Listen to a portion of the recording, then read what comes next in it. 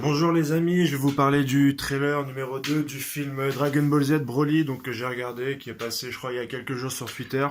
On n'a pas encore la traduction, on a eu la traduction en anglais je crois et directement le trailer en version japonaise, donc je voulais faire une petite vidéo pour revenir avec vous sur l'intégralité des nouvelles informations qu'on a eues.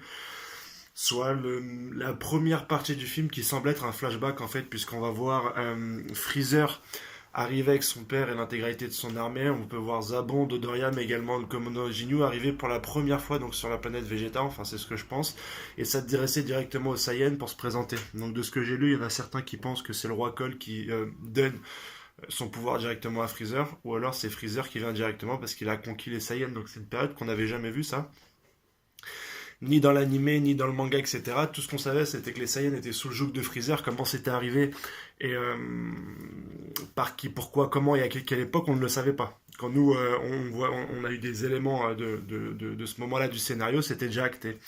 Donc ça, c'est sympa de le voir. Déjà, donc ça va être sur la première partie du film, et je pense qu'on aura déjà plusieurs périodes à ce moment-là. Entre le moment où Freezer arrive pour la première fois, en tout cas l'image qu'on voit de toute son armée, moi j'imagine que c'est son premier, c'est la première fois qu'il arrive sur Vegeta, parce que même on voit le roi Vegeta qui se prosterne, etc. Entre ce moment-là, entre le départ des trois gamins, donc est-ce qu'ils sont partis en même temps ou pas, ça on le sait pas, et entre la destruction de la planète Vegeta, on peut avoir jusqu'à trois époques différentes, donc trois époques différentes qui vont nous être racontées dans la première partie du film, donc qui va durer à ce qu'on comprend à 20 à 25 minutes pour retravailler comme ça toute l'histoire des Saiyans, la reprendre à zéro.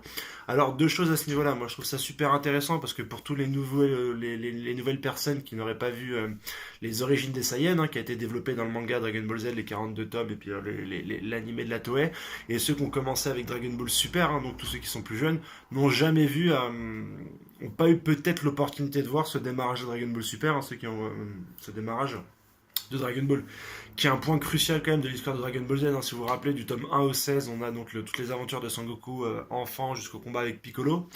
Et ensuite, on a l'arc Freezer, donc qui va être du tome 16 au tome 26 ou 28, je me rappelle plus, je les ai pas sous les mains. Donc je trouve ça super intéressant qu'on développe tout ça et qu'on comprenne vraiment qui est le personnage de Freezer et qu'est-ce qui l'anime, enfin la rivalité entre Freezer, les Saiyans, donc Freezer et Sangoku et Vegeta, etc. Donc ça c'est assez sympa. Après, euh, là où le débat devient un peu stupide dans la communauté, c'est quand on va parler de canon pas canon. Et je vais pas prendre parti pour une définition ou l'autre parce que bon un peu le bif qui se passe c'est qu'on a les 42 tomes avec un Sangoku qui arrive bébé sur Terre et qui est récupéré par Sangohan, son grand-père, donc qui est bébé qui est à poil. Ensuite on a la version de la Toei Animation sur le film sur Bardock qui va dans ce sens-là. Et attends, et en 2013, on a une version qui a été remasterisée dans le manga, donc Jaco, qu'on appelle Dragon Ball Minus, je crois, où on te présente une autre scène où tu vois donc Sangoku qui est un peu plus vieux, peut-être 3, 4, 5 ans, qui est en armure Saiyan déjà, et donc qui voit son père ou ses parents et qui lui dit au revoir. Donc une version un peu différente, c'est dans cette version-là qu'on voit également la mère de Sangoku. Et aujourd'hui, en 2018, en fait, on reprend ce Dragon Ball, enfin la trame de ce Dragon Ball Minus, et on se dit, ouais, euh, on va capitaliser sur cette version-là pour aller ensuite développer le film sur Broly. Donc, au lieu de prendre l'œuvre telle qu'elle est, de prendre directement les éléments qui nous sont donnés, la plupart des personnes débattent et se disent bon bah quelle partie est canon. On s'en fout de quelle partie est canon. Enfin, moi, personnellement, je m'en fous quelle partie est canon. On va nous faire une proposition. On va nous faire une nouvelle proposition, un bloc avec l'histoire de Broly et l'histoire de Badak qui seront intégrés dans un seul et même film. C'est la proposition en entier qui est intéressante à décrypter, à regarder et à savourer. C'est pas à savoir dans un débat avant, à partir d'une bande-annonce, qu'est-ce qui est canon et qu'est-ce qui ne l'est pas, en fait. La canonité, telle que l'a décrit le chef Otaku et qui a fait... qui est devenue même une pensée unique dans toute analyse de l'œuvre Dragon Ball Z, était utilisée pour un système, ou en tout cas pour mettre fin à un débat d'échelle de puissance. Donc il a utilisé un argument à ce moment-là pour mettre fin à un débat d'échelle de puissance, comprenant Broly ou pas, en disant mais de toute façon Broly n'est pas canon, donc ça sert à rien de parler, de débattre sur la force de Broly.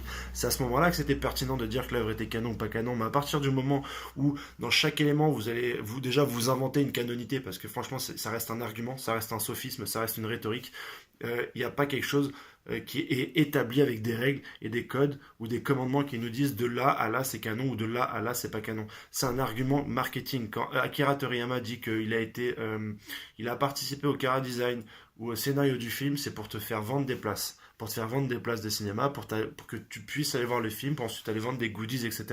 Donc à partir du moment où tu prends ce mot canonique euh, au pied de la lettre et que tu juges uniquement par ce scope-là, mec, tu vas te faire du mal et tu vas commencer à te disputer pour des trucs dont on n'a même pas encore vu en fait. On n'a même pas encore vu la proposition qui va nous être faite. Ok, c'est comme si à chaque Spider-Man, on a eu plusieurs Spider-Man, on a eu les trois premiers films, on a eu un reboot et un autre reboot. Ok, on va pas dire qu'un est plus canonique que l'autre, c'est trois propositions différentes d'un univers qui est ancré sur Spider-Man. Pour Dragon Ball Z, c'est pareil, on sait même pas ce qui va arriver encore. Si c'est une proposition qui nous est faite comme ça, il faut la prendre. Ensuite, est-ce qu'elle va être bien développée ou mal développée? Est-ce qu'elle va être bien racontée ou mal racontée? C'est ça qui est vraiment important, je pense, dans ce truc-là. Donc moi, c'est un débat que je trouve un petit peu stupide à ce niveau-là. Je pense qu'il faudrait vraiment se concentrer sur ce trailer et se dire, putain, avec tout la fin de l'arc d'univers qui est vraiment bâclé, les derniers scans de, comment il s'appelle, Toyotaro qui sont bâclés, là, on a l'air vraiment d'avoir une histoire bien ficelée et qui peut être intéressante. Donc franchement, pourquoi casser les couilles avant même que l'œuvre sorte? Je sais pas. En tout cas, bon, bah voilà, si t'as aimé la vidéo, partage, like. Ça fait plaisir, la famille. Ciao!